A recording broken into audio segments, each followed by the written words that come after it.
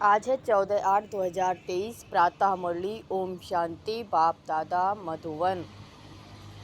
आज बाप दादा ने कहा, मीठे बच्चे, कर्म अकर्म विकर्म की गति को ध्यान में रखते हुए इन कर्मेंद्रियों से कोई भी पाप कर्म नहीं करना। दे दान तो छूटे ग्रहण।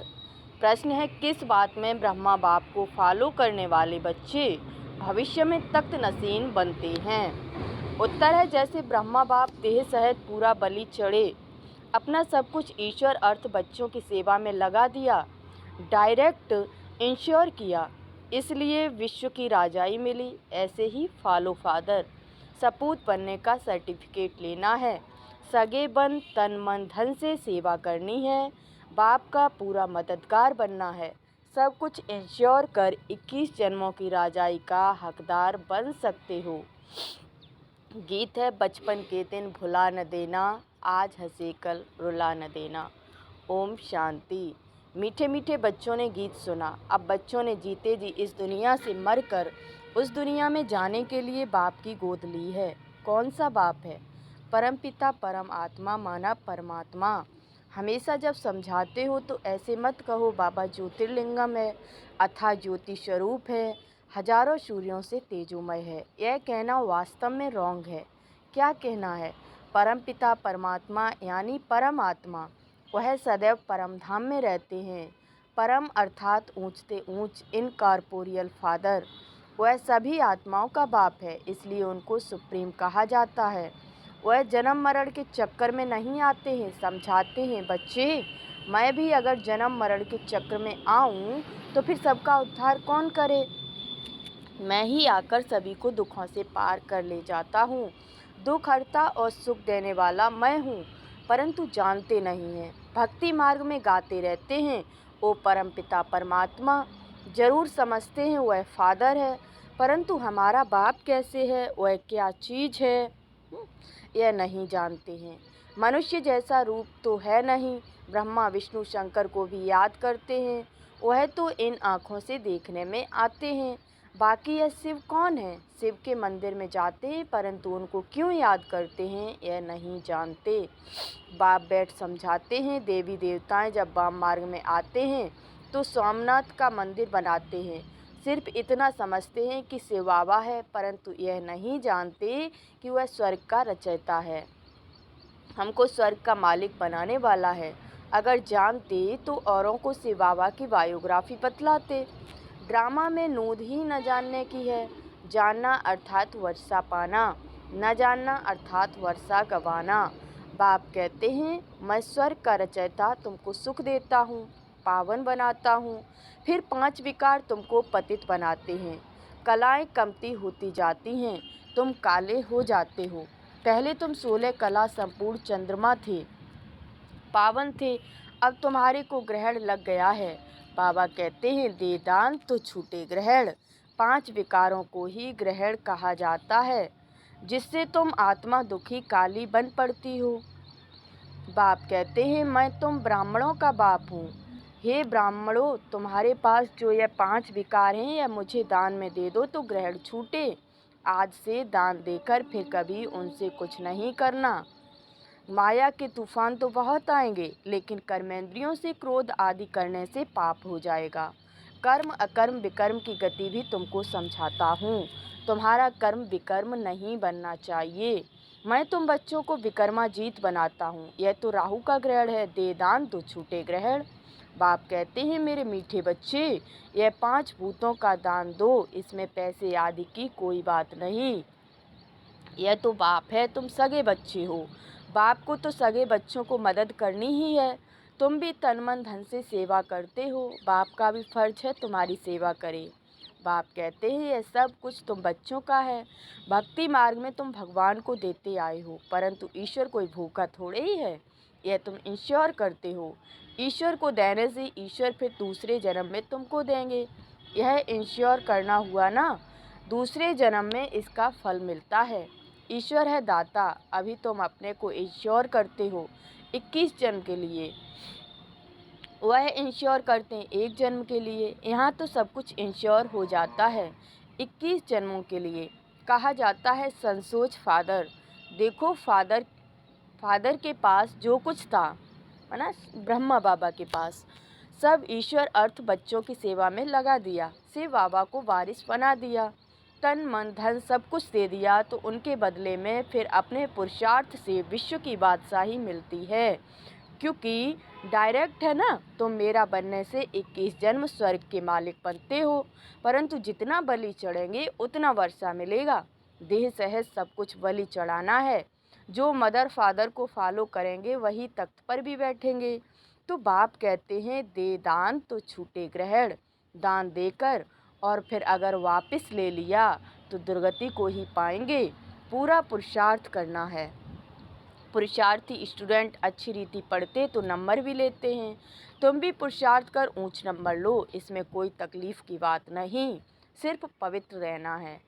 इसके लिए बाबा से बल भी मिलता है, खुशी का पारा भी चढ़ता है। हमको देवता बनना है तो कोई अवगुण नहीं होना चाहिए। 16 कला संपूर्ण संपूर्ण निर्विकारी यहाँ ही बनना है तो कोई अवगुण नहीं होना चाहिए। आधा कल विकारी बने तो माया भी कहती है अभी यह निर्विकारी बनते हैं, हम फिर विकारी बनाती हूँ। यह चलती है माया की युद्ध, यह है मुश्किलात, माया पर जीत पानी है। उन्होंने फिर हिंसक लड़ाई दिखाए खंडन कर दिया है। तुम माया पर जीत पाने से विश्व के मालिक बनते हो। बच्चे समझते हैं बाप को 5 विकारों का दान नहीं देंगे तो श्री नारायण व लक्ष्मी को वर नहीं सकेंगे। तो तुम बच्चों को दिल दर्पण में देखना चाहिए। मैंने कर्मेंद्रियों से तो कुछ नहीं किया, माया के तूफान तो आगे से भी ज़बरदस्त आएंगे। वैद्य लोग दवाई देते हैं तो कहते हैं कि पहले वाली पुरानी बीमारी बाहर निकलेगी, इसमें डरना नहीं है, यह तो आएंगे। यह भी सर्जन है, कहते हैं तुम मेरे बच्चे बनेंगे तो फिर तुम्हारी खूब रावण से युद्ध होगी, माया खूब वार करने लगेगी, इसलिए तूफान से डरना नहीं है। बाप के बने हो तो यह बचपन भूल नहीं जाना। यह है ईश्वरीय बचपन। ईश्वर की गोद में एक बार आए फिर देवताई गोद में 21 बार जाएंगे। ईश्वरीय जन्म के बाद तुम स्वर्ग में जाते हो। सर्टिफिकेट लेना है, बाबा हम आपका सपूत बच्चा हूँ या कपूत? तो बाबा बतला सकते हैं सपूत भी किस नंबर में हो, क्या खामी है। बाबा बतला सकते हैं, खुद भी समझ सकते हैं कि हम सर्विस नहीं करते हैं तो इतना ऊंच पद कैसे पाएंगे। अच्छा, बाबा कहते हैं तुम क्या करो, एक हॉस्पिटल अथवा कॉलेज खोल दो। भल तुम इसमें जाना नहीं और बहुत लोग सफ़ा पाएंगे तो उसका इजाफा तुमको मिलेगा। मनुष्य धर्मशाला बनाते हैं इसलिए कि बहुत आकर विश्राम पाएंगे तो दूसरे जन्म में उसको अच्छा महल मिलेगा। बाबा के पास बहुत आते हैं, कहते हैं हॉस्पिटल खोलो हम मदद करेंगे। बड़ी हॉस्पिटल खोलो, अगर ज्ञान उठाने की खुद को फुर्सत नहीं तो अच्छा 3 पैर पृथ्वी के लेकर यह हॉस्पिटल कम कॉलेज खोल दो। हॉस्पिटल से एवर हेल्दी बनेंगे, कॉलेज से एवर वेल्दी बनते हैं। बहुत आकर बनेंगे तो तुम्हारा पुण्य होगा। जास्ती खर्चा भी नहीं है। आजकल पैसे कितने कमाते हैं, करोड़ों के आसामी हैं, क्या उनके पुत्र पौत्रे खाएंगे? दूर भी नहीं, सब विनाश हो जाएगा। राजाई गरीबों को मिलती है, गरीब निवाज है ना। यह बाबा नंबर 1 साधारण था, 1002 है तो उनको गरीब कहेंगे। यहाँ गरीब भी अच्छा पद पा सकते हैं, किसका लाख करोड़ लेकर क्या करेंगे।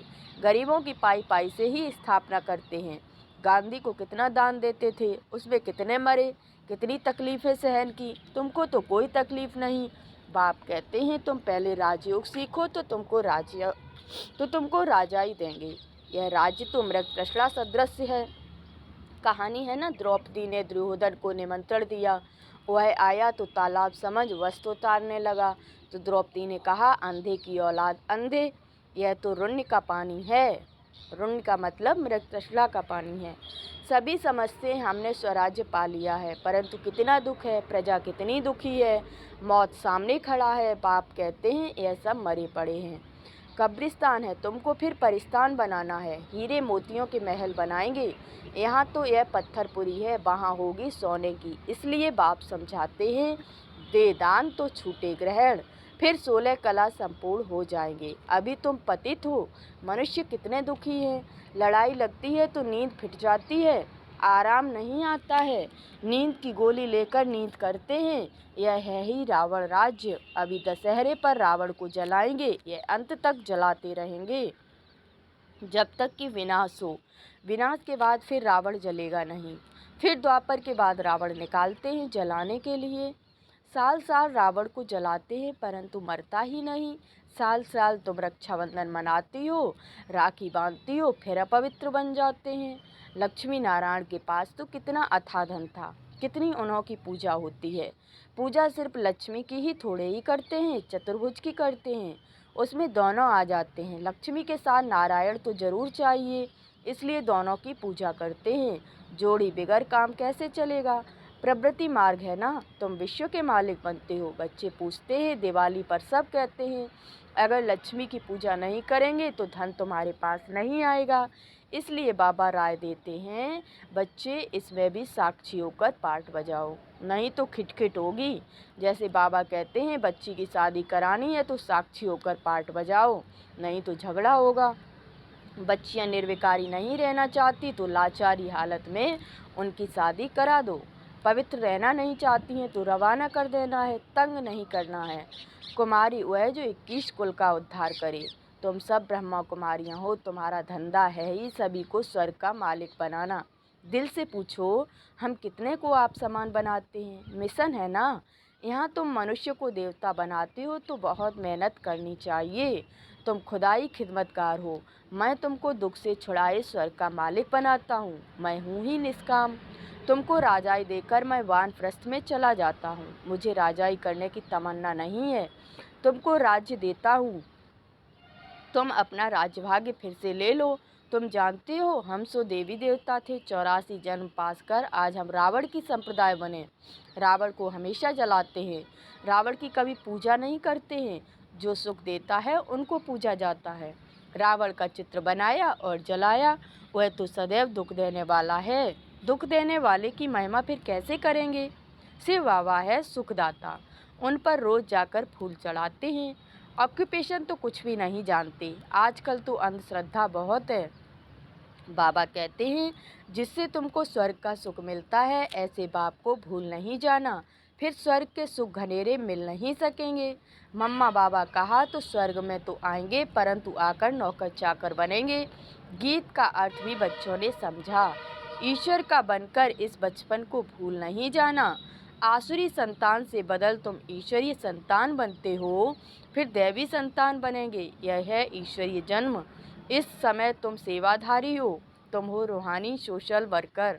अच्छा, मीठे मीठे सिकीलधे बच्चों प्रति माता पिता बाप दादा का याद प्यार और गुड मॉर्निंग। रूहानी बाप की रूहानी बच्चों को नमस्ते। हम रूहानी बच्चों की रूहानी बाप दादा को नमस्ते नमस्ते नमस्ते। गुड मॉर्निंग बाबा, शुक्रिया बाबा, शुक्रिया। धारणा के लिए सार है। पहली पॉइंट है, ईश्वरीय जन्म ले कोई भी अकर्तव्य नहीं करना है, सपूत बच्चा बनना है, अवगुण निकाल देवताई गुण धारण करने हैं। दूसरा पॉइंट है, खुदाई खिदमतगार बन रूहानी सेवा से सबको आप समान बनाना है। 3 पैर पृथ्वी लेकर रूहानी हॉस्पिटल व कॉलेज खोल देना है। तन मन धन से पूरा मददगार बनना है। वरदान है आज का, कर्मयोगी बन हर कार्य को कुशलता और सफलता पूर्वक करने वाले, चिंता मुक्त भाव।